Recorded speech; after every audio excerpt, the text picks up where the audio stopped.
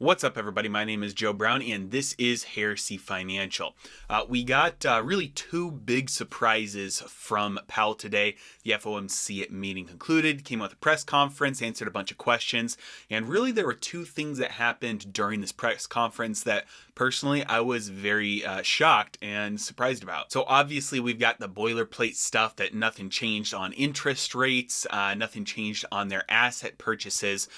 There are two main things though that I want to focus on that I think were significant that came out of this meeting. One of these is that they announced two new standing repo facilities. Now, if you've been around the channel at all, you know I've been talking about the repo market consistently. I've done a couple videos on it within just the past couple of months, and this is something I've been talking about because they announced that they were potentially going to open up a standing repo facility a couple of months ago, and I've been saying since then that they are going to start doing that. They're going to actually put those plans into place at some point, and they just confirmed that today. The reason this is significant is because right now it's the reverse repo facility that is being used. It's the reverse repos that are blowing up. We've got almost $1 trillion in overnight usage in a reverse repo. Now, I'll link my previous videos on this below, but if you just the most basic understanding of the reverse repo market is that right now financial institutions are using the reverse repo market to get their hands on collateral. When cash deposits are made at banks, that's a liability on the balance sheet for the bank. In order to hold a certain amount of liabilities, the bank is required to hold a certain amount of collateral, a certain amount of capital as collateral. Usually they use treasuries as their collateral. Well, for a number of reasons, there's not as much collateral compared to the amount of cash in the system right now. One of those reasons is due to the fact that the federal government has been spending out of taxes, and the Treasury General account, they haven't been issuing a lot of new debt as much as they usually do. And so there's just not as much cash in the system, collateral in the system because of that. And so banks, financial institutions, they're going through the reverse repo facility right now, and the Federal Reserve is kind of the one that's offering that collateral in exchange for the cash. And reverse repo usage is historically not used very much, but as soon as the capital requirements were reinstituted at the end of March on banks, because they had for COVID, they had a period of time where they didn't have to hold as much collateral. There was no requirement. That requirement was suspended. That ended at the end of March, and that's when reverse repo usage started to shoot up. Well, I've been talking about how that is temporary and how that is going to have to end, especially once the federal government, my original estimate was when they drain the Treasury General account, when they get that back down to the $400 billion mark, which is where it used to be before it blew up for COVID. And recently, because of the debt ceiling issue, I've been talking about how it's probably going to take even longer now. And if you take a look at this, you can see that Yellen, Yellen's been talking to Congress about this. She urged them, hey, if we don't raise the debt ceiling or suspend it again, we could potentially have a default on our debt. Now, the Congressional Budget Office came out and they said, okay, well, our emergency funding will last until October or November. And so it's not likely that Congress will be able to find a way to resolve the debt ceiling issue before they go on recess in 3 days now. And before July 31st, which is when the debt ceiling suspension ends. And so at that point, they'll have to start relying on emergency funding and some of their extraordinary measures. But they really have until October or November to resolve it before any debt default issue comes up. So I don't anticipate any debt defaults happening here. But essentially what's going on here is once that's resolved, which could be any time between now and October and November, once that's resolved, the federal government will start borrowing like crack addicts again, will start borrowing heavily. That means when the federal government borrows, they create a treasury. That means all the money that they're spending then, they're also introducing collateral into the financial system that can offset that on banks' balance sheets. Once that starts to happen, that'll be kind of like the peak of the pendulum, and it'll start swinging the other way. Usage in the reverse repo facility will naturally start to decline. It will start to swing the other way. And this is why I said that the Federal Reserve was going to preemptively set up these standing repo facilities, because they're not necessary now. They're not even being used right now. There's no need for it right now, because right now the need is for collateral. Repo facility is when you need cash. You're going to go to the Federal Reserve, their repo facility for that. Right now, they've got lots of cash. They need collateral, so they're using reverse repo. So they're preemptively setting up these two standing repo facilities. One's domestic, one's international.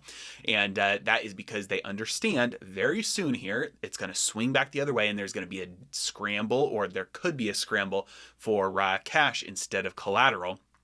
And so they're setting up these repo facilities in anticipation of that, so that any financial institution that is starved for cash or needs cash or they have the ability to go get it, and we don't have a repo market spike like we had in September of 2019, where there's a scramble for cash or a lack of liquidity, and they want to be able to have that set up ahead of time.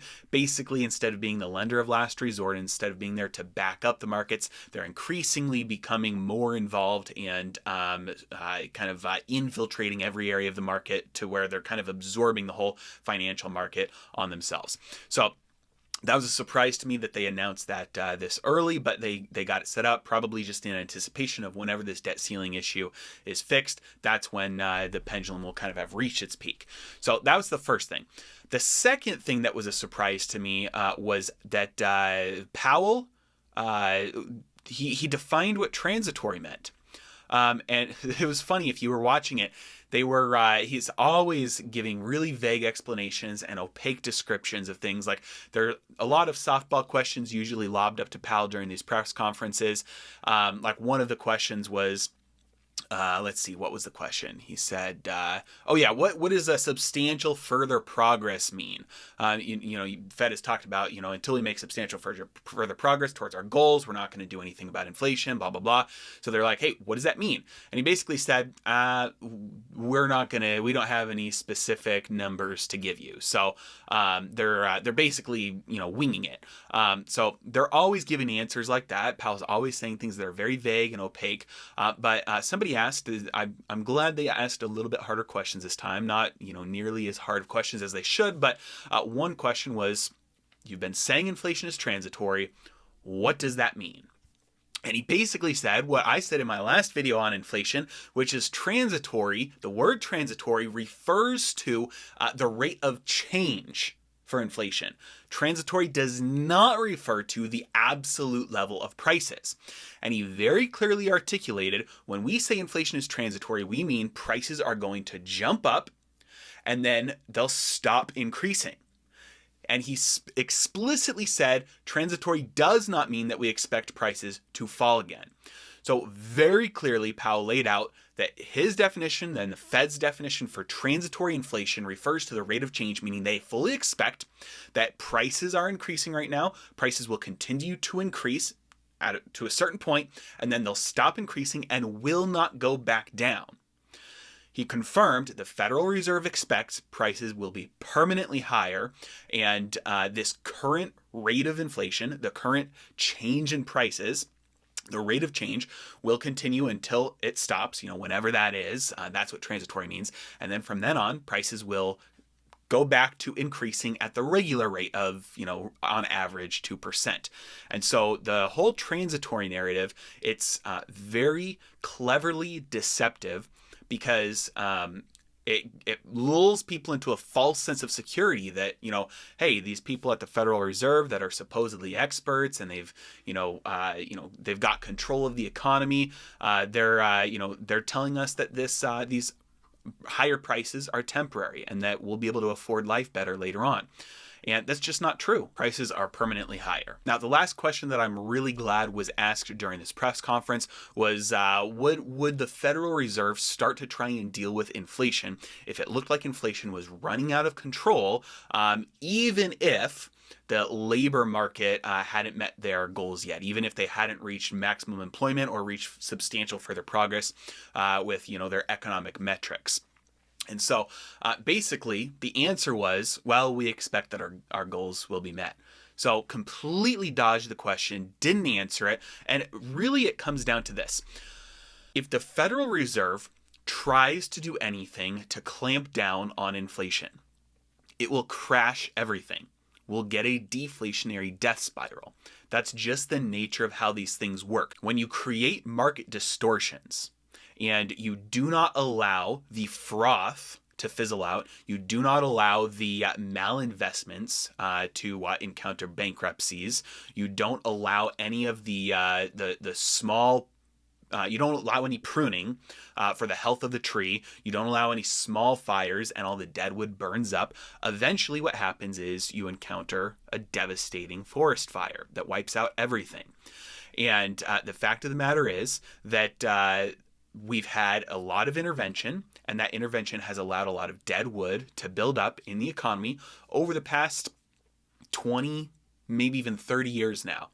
And every time there's been a catalyst that has gone in and, you start to see some of these things unwind and some of the pent up destruction start to make its way through the economy, you see even more intervention to stop that from taking place.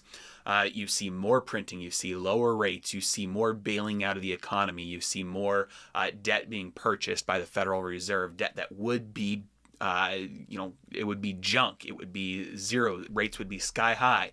And so the fact of the matter is, if they do not, at the very least, continue the intervention that they're doing, continue the monetary expansion, continue with the asset purchases and the low rates, we will get an unwind. We will get a deflationary death spiral. That's just the consequence.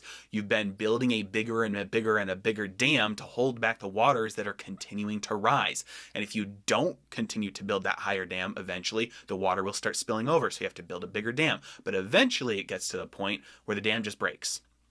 And everything that you've been holding back, all of those pent-up forces will be released all at once. And the destruction that it'll cause is way worse than if you would have just let the river flow naturally before, as it was before you built that dam.